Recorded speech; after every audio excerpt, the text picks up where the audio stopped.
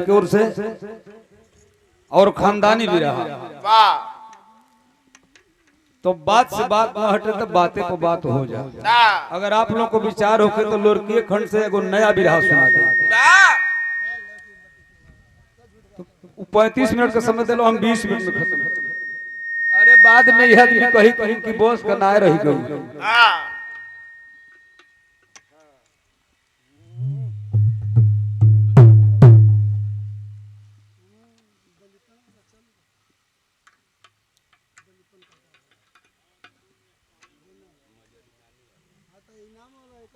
और हमारे बड़े भाई मन्नू यादव जी श्रेया भारती के धरती से यह 500 रुपए का पुरस्कार सम्मानित किए हैं। बहुत बहुत प्रणाम।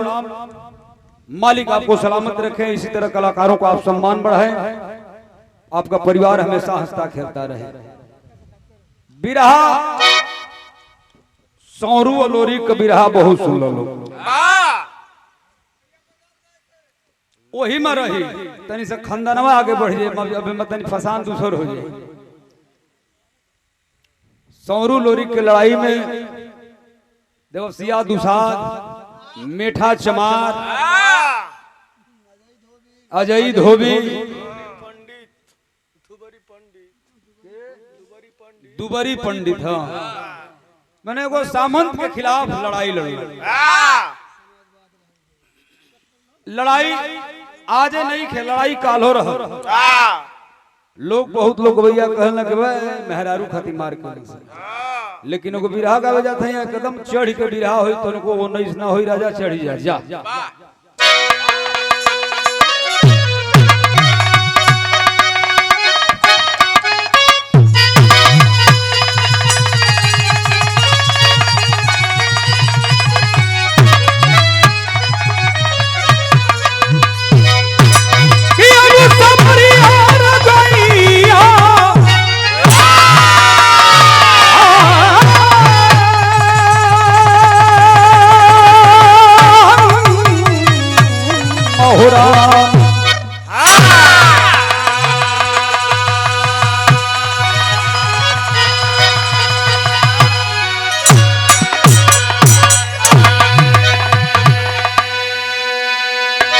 लिखा है कवि ने 4 लाइन भूमिका उन जवानों के प्रति, उन महारथियों के प्रति, बार बलिया की माटी जिसका नाम सुनहरे अक्षरों से इतिहास में अंकित किया गया है। वो कौन वीर सपूत है बाबू? एक जना क्यों रहल तो कहला कि चापा खूब चाप। तो उन्हीं से चपाइल बड़े हम में से हम कहूंगा निकले चपाऊ जाई ते भैया कोनो बहुत दिक्कत नहीं खे। मरद मेहरारू में कोनो बहुत दिक्कत ना होला। हाँ खरबूजा छुरी में गिरे चाहे छुरी खरबूजा में गिरे, बाकी चपाई नहीं। बिरहा एकदम साफ साफ हो जाई। और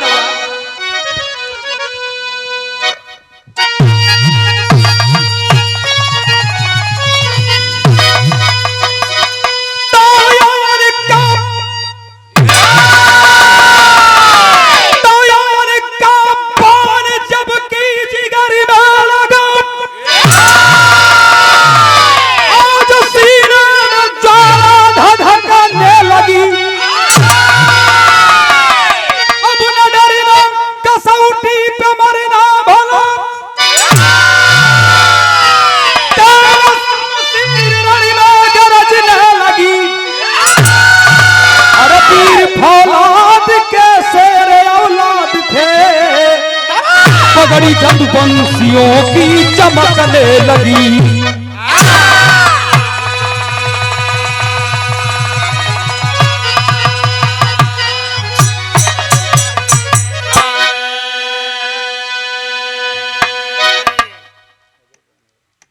मर्द बोहा के लोहा से डरते नहीं, पगड़ी जदुवंशियों की चमकने लगी।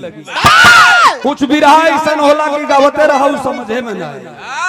अब बिरहा पर जो लकीर खींच दिल तो बुझल कि बिरहा हो गई। कितना सुंदर भाव बाओ अपने बलिया के बीरन खाती। आओ मास्टर।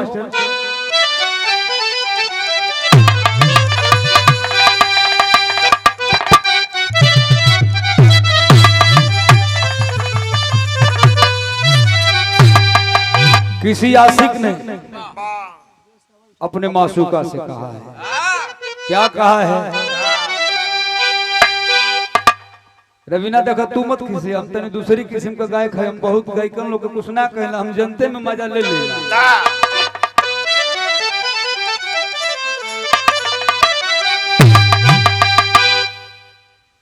क्या बात है?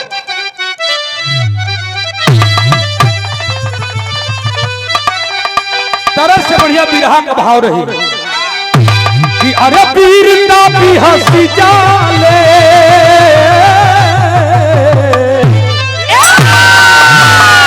अरे पीर ना भी हंसी जाले,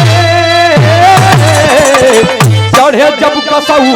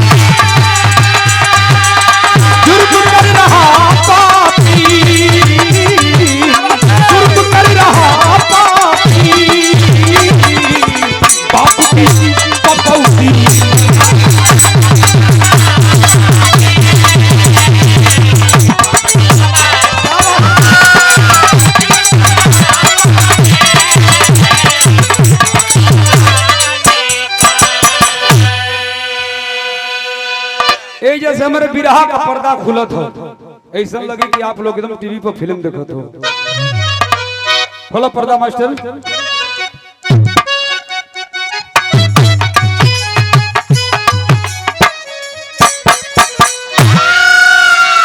कि जब से हरा सजा के लोरी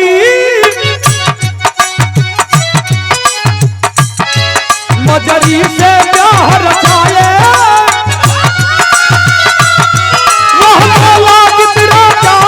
सारी सेना करवाए,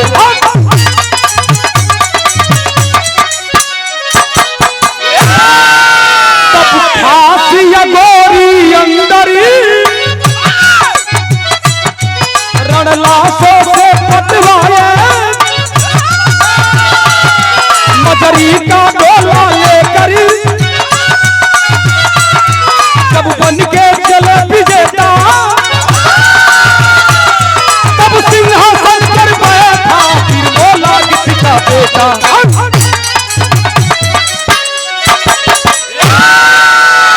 नाहर था वीर दलीपन, तब मंत्री से फरमाया, हर दिशा का सर करूंगा, मंत्री से फरमाया।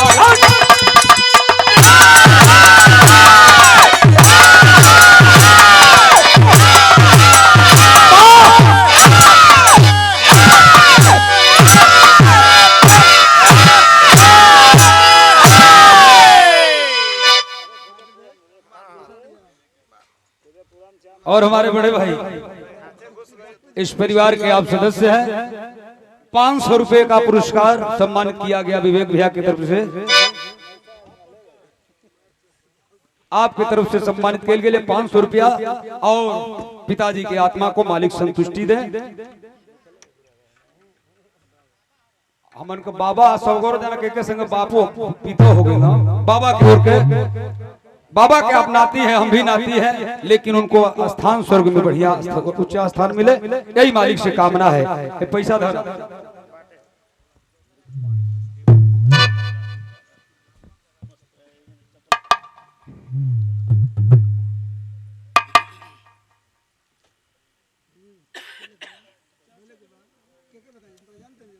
रुको, अरे तू कहे के हो जाए, ये फूलपुर के माटी से आने हमारे धरती से हमारे पिताजी के आप अजीज मित्र हैं सोनू भाई,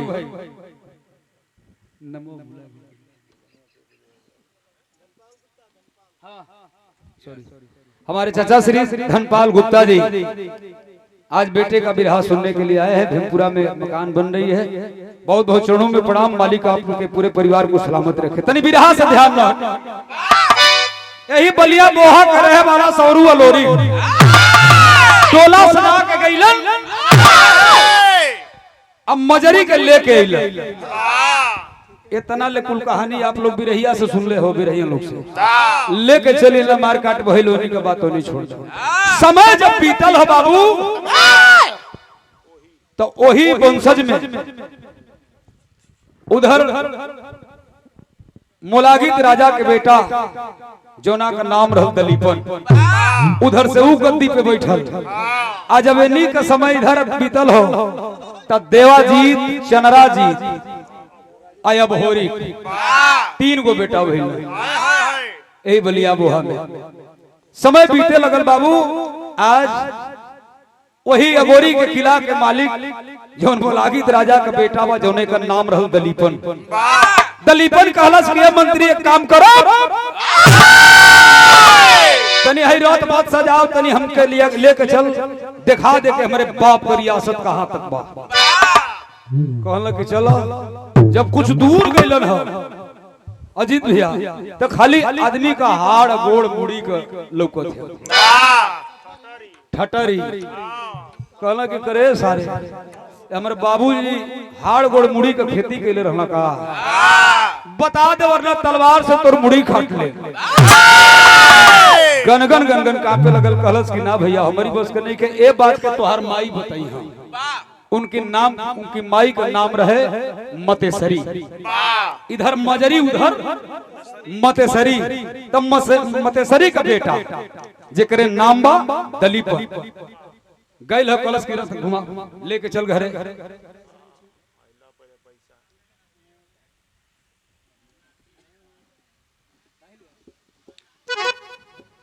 ये पनाती है साहिल यादव हमारे भाई है,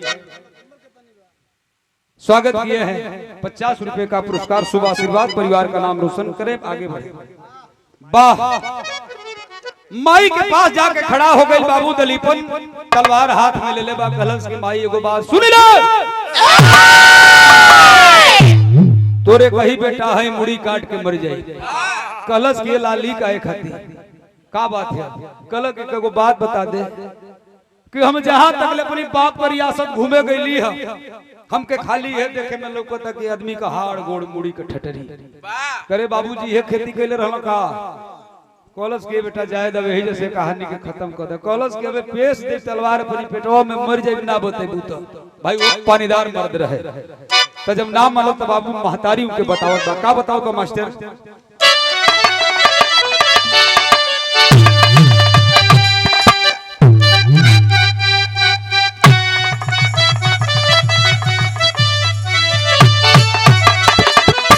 मानी बतावत दलीपन के कि अरे परी से नया नवाना बेटा, परी से नया नवाना हो।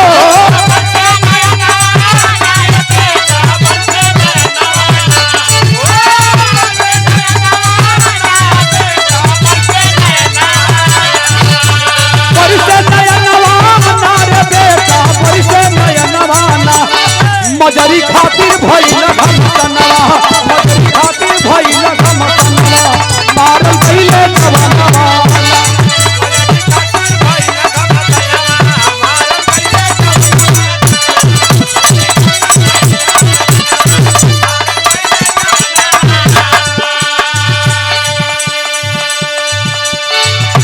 सुनल चाहत हो बेटा तो सुनो। हम हमारे को गोहिंद है जोना का नाम रहे मजरी। अब मजरी जब हमार गोहिंद सयान भई तब दोहर बाप जबरदस्ती जाके गोरे में धागा बांध देला कि लड़की से बियाह हम करो। ओसे तो कहबे कैला एनी हमरो संगे बियाह कैला जबरदस्ती, और छोटी रहे हमारी संगे जबरदस्ती बियाह कैला। वहू के घरे में बांध देला कि दोनों लड़की से बियाह हम करो। हमारी बाप का नाम महारा मंगर, महारा मंगर की रोले पतई बन के झरे, लेकिन केहू पूछे वाला तो केहू कहल कि चल जा वही बलिया या गोरी बलिया बोहा में आ सौरू लोरी खवाऊ है तोहर सम्मान बचई हम। तो हमर बाप गइला अपन पगड़ी रखला आ जब पगड़ी रखला तब भइल का कि सवरू लोरी की गोरी गइले उहे कैले दुखनवाना उहे कैले दुखनवा मजरी खातिर भइले धमकनवा मजरी खातिर भइले धमकनवा मार कैले जवाना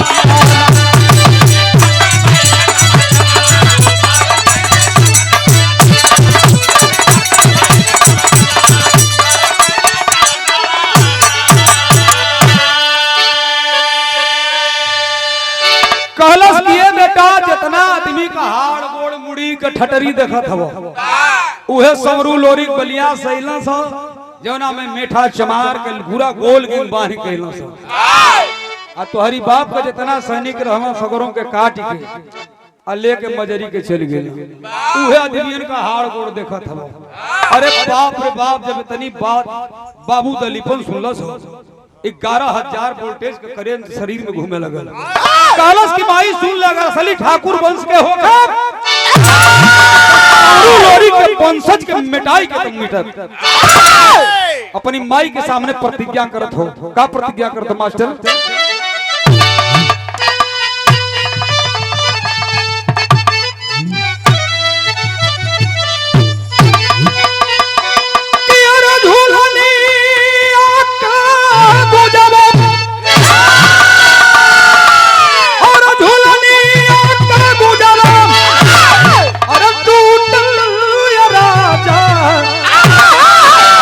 जमनिया से गड़िया छूटलिए राजा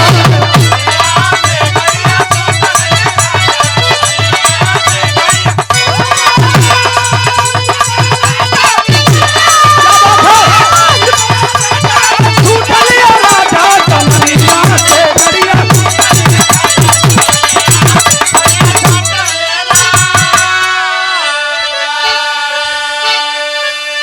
लेकिन दलीपन अपनी माई के समनवा है पंचों प्रतिज्ञा करत हो कहता का 100 रुपए का पुरस्कार सम्मानित करते हैं हमारे अच्छे लाल भाई जो कि हमारे सनातन पांडे जी के आप प्रतिनिधि हैं और समाजवादी पार्टी के आप पक्के प्रहरी सिपाही हैं। तो लोग बत्ती बजे तो हम डिस्टर्ब देही गरम हो गई।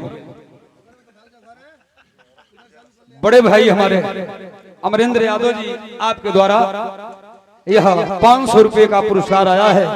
भैया के चरणों में कोट कोट प्रणाम। मालिक आपको सलामत रखे, जीवन के मोड़ पे आप तरक्की को पावे, यही मालिक से कामना है। हाँ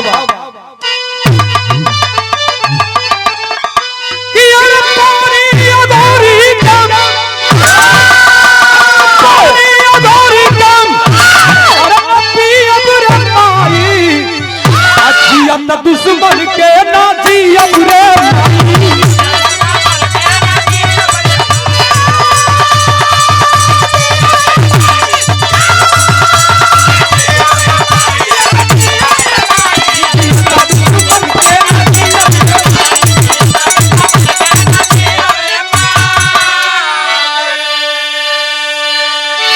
महारा मंगर की दुआरवा पर आया आ गई अपनी नाना की द्वार पर।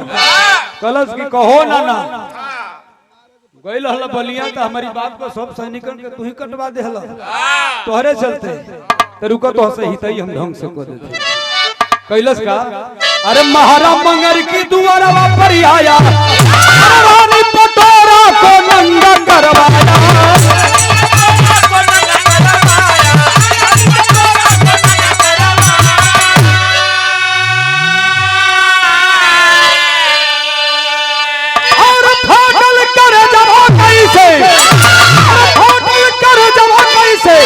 आज सीएम रे माई जी दुश्मन के ना सीएम रे माई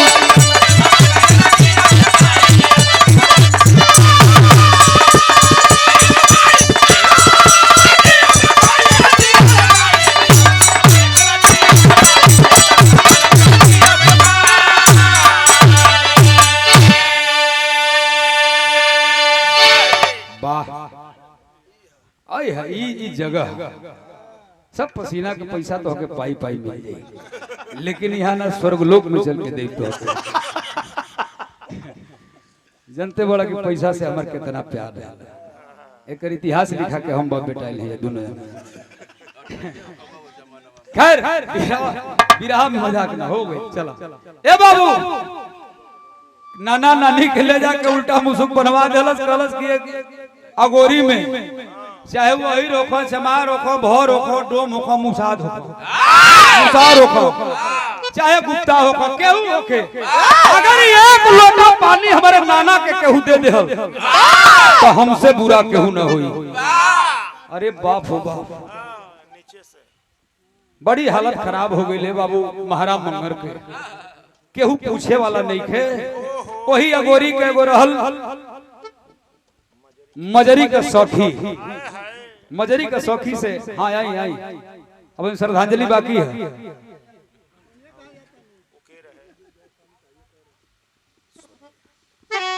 वही अगोरी के रहे वाली जो का नाम रहल सोनिया।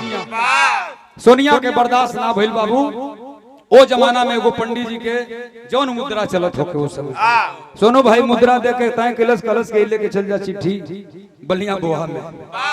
एगो चिट्ठी गई, दूगो चिट्ठी गई, एक को चिट्ठी का जवाब ना आया। तीसर की चिट्ठी जब गई तो मैं लिख लिख के भेजले रहे सोनिया। का भेजले रहे मास्टर?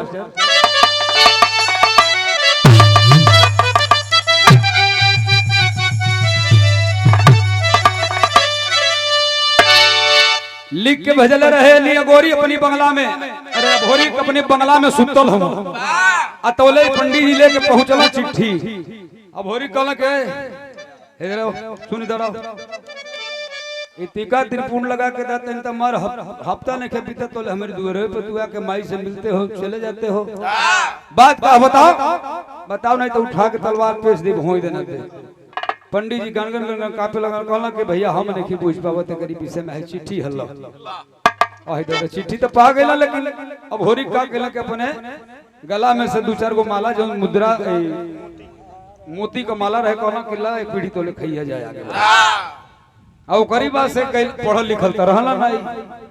दोनों भाई बुहा में गाय चरावत रहला के देवाजीत चंद्रा जी। देवाजीत पढ़ल लिखल अही बरगद के पेड़ के नीचे तीनों भाई बैठल कहला कितने चिट्ठिया के पढ़वे देवाजीत एमा का लिखल बा। तो देवाजीत बहुत चढ़ा कर हाली होली चिट्ठिया के पढ़ के कोई से पढ़ लेना बस रोवे लगल। आ जब रोवे लगल तो सवाल कैले ना भोरी की बाबू रोवत काहे है? तब बतावे लगलन। का बतावे लगलन मास्टर?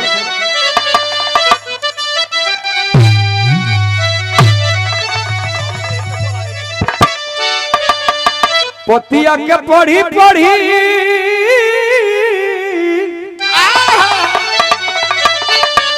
पोतिया के पढ़ी पढ़ी ढार लगल नियसिया सुनाए भैया ना अन्ना सहे दूरा गतिया सुनाए भैया। अरे मोला गीत का बेटा हऊ दलीपन सायलनिया नंगा करवलस केहू न देलाया न पनिया। अजानत हवा वही अगोरी का चिट्ठिया जो लिखले बा सोनिया मौसी लिखतिया कि कवनी कारण कैला बजरे का छतिया सुनाए लोरी कना लिखत बानी अंतिम पतिया सुनाए लोरी कना।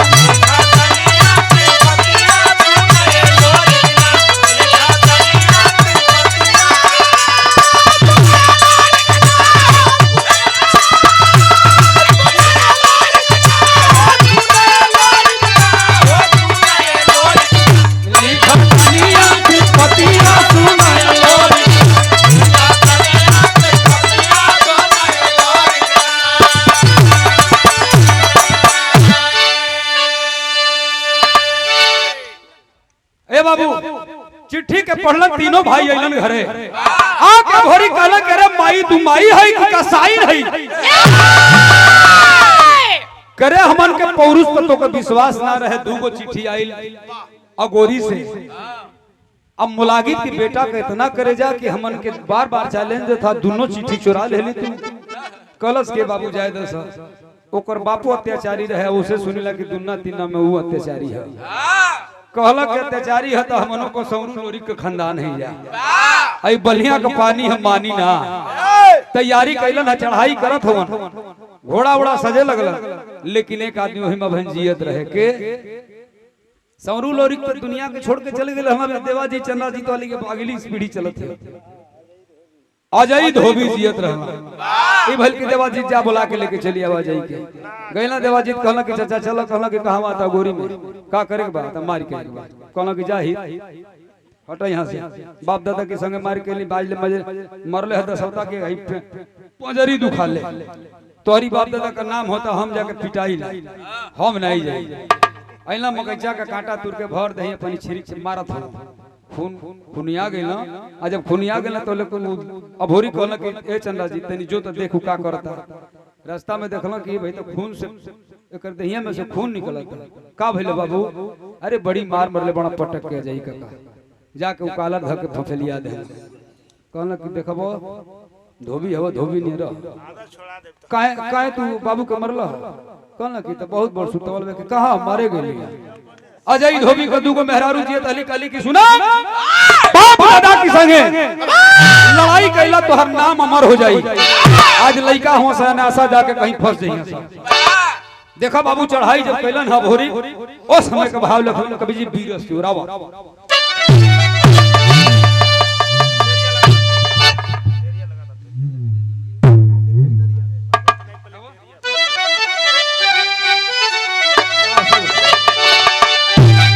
अरे जवानी घायल शेर की हुई, जवानी घायल शेर की हुई, चढ़ गई रोम रोम में गौरा वाला पानी।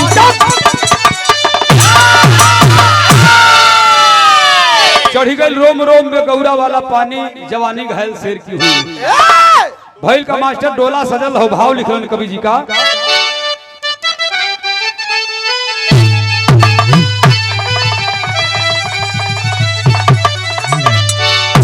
अरे क्रोध की अग्नि आनंद अरे चरती पर पानिया पनिया गहुरा वाला, पनिया गहुरा वाला जैसे काटे सगरो दुनिया रे पनिया गहुरा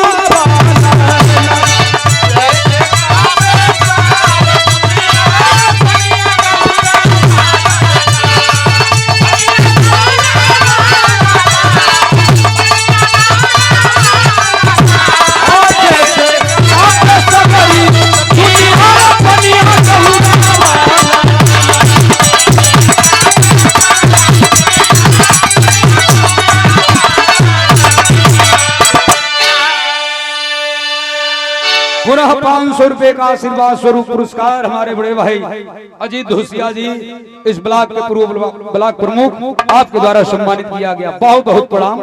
लेकिन भाव सुना। अरे अनुपी अरे मजरी का आई डोला सजी गई लरे पनिया गहुरा वाला, पनिया गहुरा वाला संगम में दुर्गा महारानी अरे पनिया गहुरा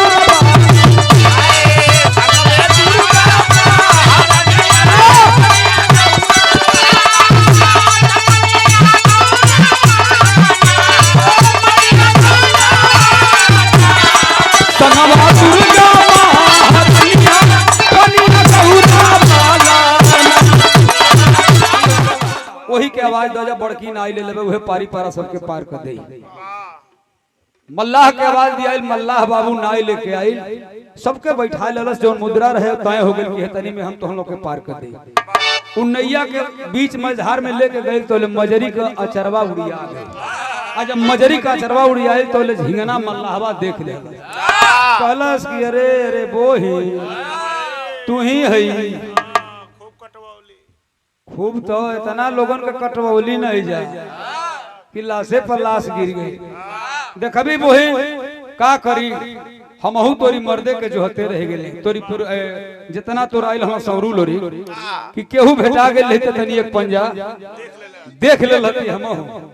अरे बाप रे बाप देवाजी चंद्रा जी तब भोरी कर बेटा वही नाई पे बैठल हुआ भोरी कहल के रे हे देवाजी हाई देबे मलहवा का कहता धर त दौड़ा के ही नाई पे धैलस फफेला पटक के दोनों बाही मुसुक चढ़ा के ठेंगुना ऊपर रख दिया धैलस त पीछवा से लीक करे लगे वो किटवे लीक हो गए लोग से हवा वो निकल कलस के रे बोही अरे जल्दी छोड़ो दादा जान गई अरे बाप रे बाप जेकरी बेटा में इतना ताकत होके ओकरी बाप में कितना ताकत रहल हुई पार भइलन बाबू राते रात गइलन ह पता कइलन कि नाना हमर उनका मुसुक बनवा के चढ़ावल हो गइलन 100-200 सैनिकन के मरना ले आके सीधा नाना के चले घरे जब नाना देखल मजरी के तो रोवे लगल जब रोवे लगल तो पूछल कि ये बेटी के ह तो कहलस कि नेखा चिन्हत काका इहे न तोहर तीनों नाती हलो अकल सौरू लोरी काका का बताई आज सौरू लोरी के रहता तो तोके हाई दिन देखे के पड़ी तोहर सौरू लोरी की दुनिया में ना हो फफक के रोवत हो बाबू महारा मंगर आ देखा यही जा असली खाटी लोरी की लगत है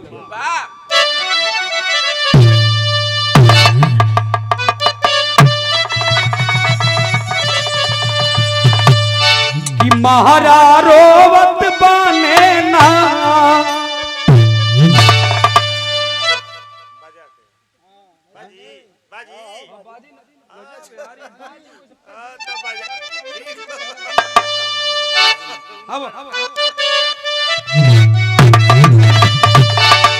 कि महारा रोवत बाने ना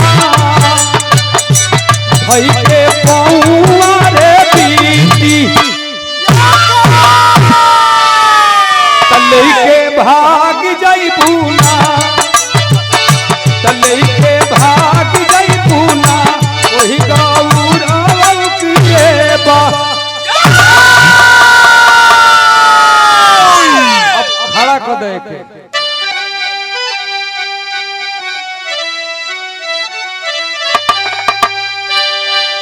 कहला महारा मगर की यह बेटी हईले के भाग जाईबू हो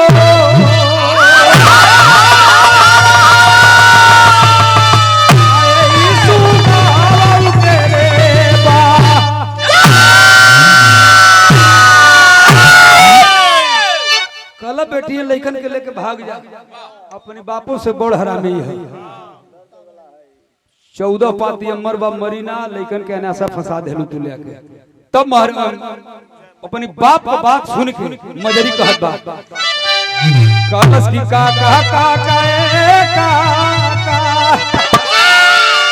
ये हमार के खाटी पुरानियन वाली है कहलस की हे काका अरे 12 बरिस ले जिए ला कुकुर 13 बरिस ले जिए कहलस कि काका 16 बरिस ले जिए ला सुरुमा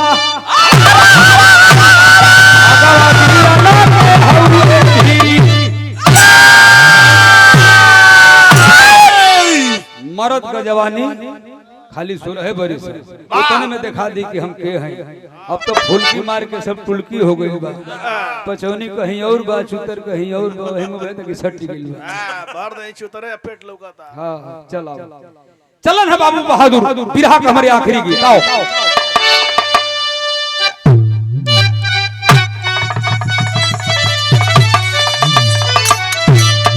यार गोरी का पारी उमर लचकनिया गोरिया खींचे हुरी के पनिया गोरी का झूला झूलनिया गोरी के पारी उमर लचकनिया गोरिया खींचे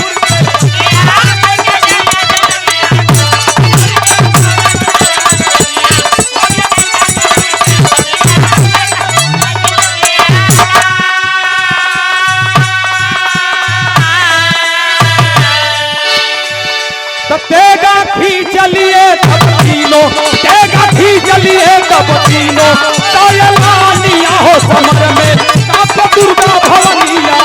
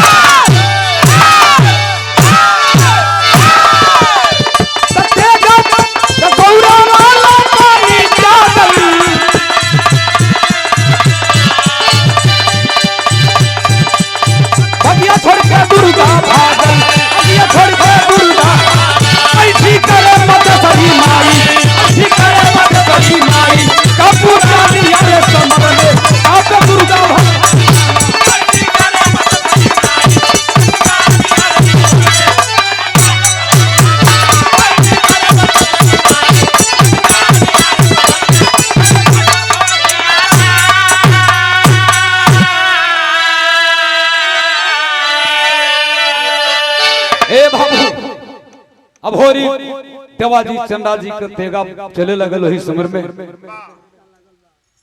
दलीपन कहलस कि जाओ अपने सैनिकों को लड़ो इन्हन सब हमारा के लड़ला के कोनो जरूरत नहीं है। सूचना आयल कि सैनिक लगभग नियर आ गेलो सब खच खच खच खच खाली काटत हो सबको लइका। अरे बाप रे बाप तौले तनी शंका हो गई ना मतेसरी के दलीपन की माई के कि बस करे आ गेलो सब बनिया वाला जियत लइका के हमारी छोड़िया से तब भइल का मास्टर अल्लाह में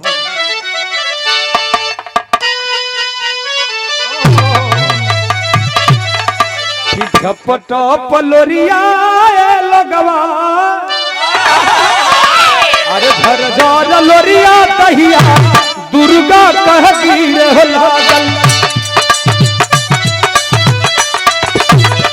कहली मतेसरी समानवा सब जा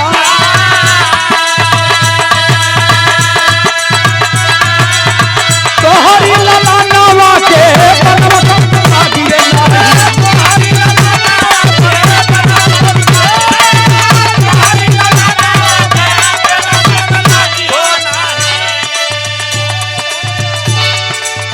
सूर्य के पूजनवा करिया भोरा वही में जा अमरी जसरिया पहिया तोहरी रखले बारी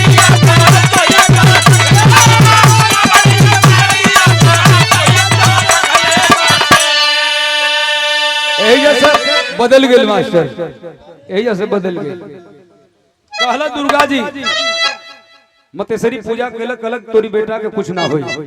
दुर्गा वही लगले गली ब्रह्मा जी के पास जाके कहले कि भैया तनी देखा है दलीपन को पाती मरबा कहला कि मुंहबे न करी 14 पाती मरबा कहले कि तोहर पोथी पतरा पे हम फूंक दी ई कौन मतलब भाई कहला कि मरी एक गर्दन कटी आसमान के उड़ी अगर लवट के फिर ओकर गर्दन सटी गेल त फिर छोड़हू वाला के नहीं अब एकर जुगाड़ तू आगे कर ली है।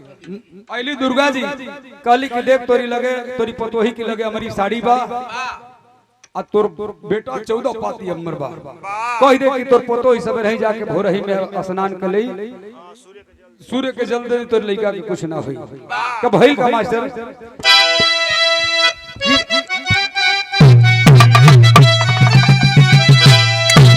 अमरी जसड़िया के पेढ़ी के कपुरिया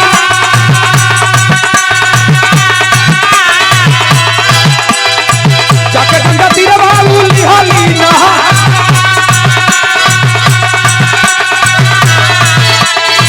अपनी सजनवा के झुकिया मांगेली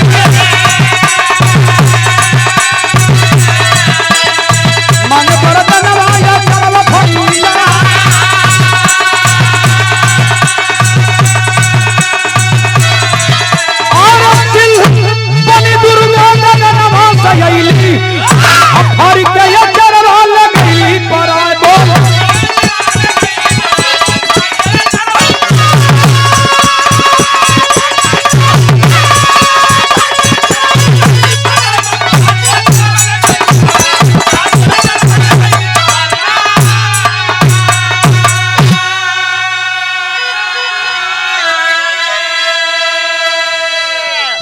बन के दुर्गा जी वही गगन में मेड़रात रहली जाके ओकरिया चरवा के फाड़ के लेके भाग गई। इधर 7वां दिन का युद्ध जब लागल हो दलीपन और अभोरी के तो हमर बिरहा मात्र 1 मिनट रह गए 1.5 मिनट 50 रुपए का पुनः सम्मान भरा पुरस्कार हमारे भाई अच्छे लाल यादव जी इसी ग्राम सभा से और परिचय के आप मोहताज नहीं है कई बार मैं बोल चुका हूँ। सनातन पांडे जी के आप प्रतिनिधि हैं भाई को सम्मानित किया गया बहुत बहुत शुभ आशीर्वाद है। ए बाबू 7वां दिन का जब समर लगल हो दोनों वीरन के आमने सामने जब तलवार लेके खड़ा भइल तो भइल का मास्टर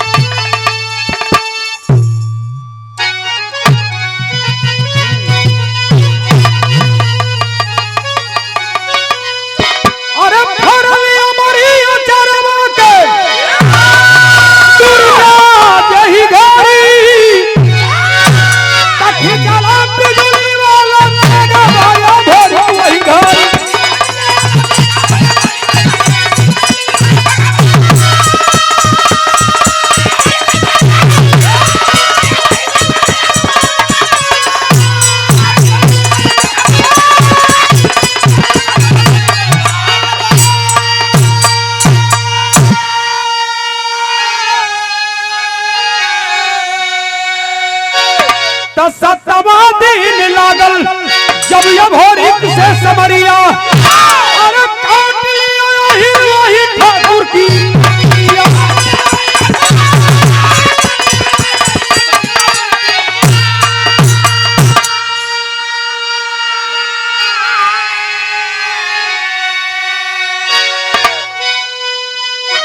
दूसरों के बहन बेटियों के आबरू के साथ खिलवाड़ करने वाले तुम कतई नहीं बच सकते हो। चलो ना तलवार बाहु बिजली जैसे तलवार चमकत हो अब होरी के गर्दन कटल हो सीधा आसमान के उड़ल हो आज उड़ल बस दुर्गा जी पकड़ ले गर्दनवा के ले जाके है घोड़ा उड़ा का जो बैठे उठे ना सब हम शंकाओं का लोग शंकाओं का जो करना वही में लाके भार देली कली बाबू भैया शांति रह हो गई कोई काम सारी हमारी दुनिया बिगड़ी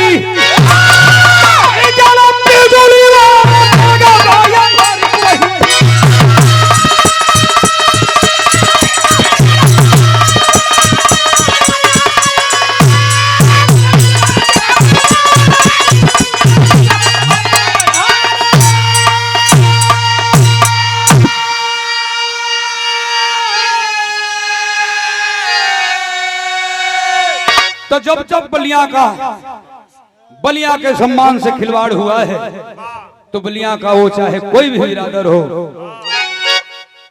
सामंत के खिलाफ लड़ाई लिया है।